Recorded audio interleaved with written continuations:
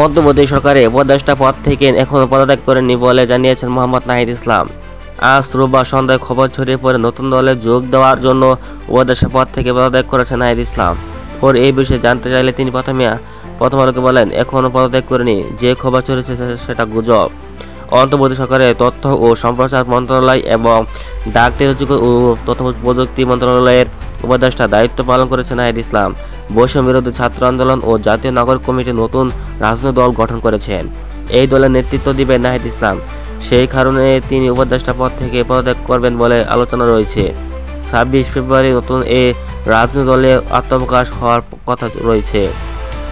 বৈষম্য বিরোধী ছাত্র আন্দোলনের কোটা বিরোধী আন্দোলনের সময় মুখপাত্রের দায়িত্ব পালন করে পরিচিত মুখ হয়ে ওঠেন ঢাকা বিশ্ববিদ্যালয়ের সমাজবিজ্ঞান বিভাগের ছাত্র নাহিদ ইসলাম। ওই আন্দোলনের ধারাবাহিকতায় ছাত্র জনতা গণ অভ্যুত্থানের মুখে 5 আগস্ট ভারতে পালিয়ে যান শেখ হাসিনা। এর 3 দিনের মাথায় 8 আগস্ট অধ্যাপক মোহাম্মদ ইউনূসের নেতৃত্বে অন্তর্বর্তীকালীন সরকারের গঠিত হয়। সেই সরকারের উপদেষ্টা হন নাহিদ ইসলাম ও বৈষম্য বিরোধী ছাত্র আন্দোলনের আরেক সাবেক সমন্বয়ক আসিফ মাহমুদ সজীব ভুঁইয়া। পরে বৈষম্য বিরোধী ছাত্র আন্দোলনের আরেক নেতা মাহফুজ আলম প্রথমে প্রধান উপদেষ্টা, বিশেষ সহকারী এবং পরে উপদেষ্টা হন।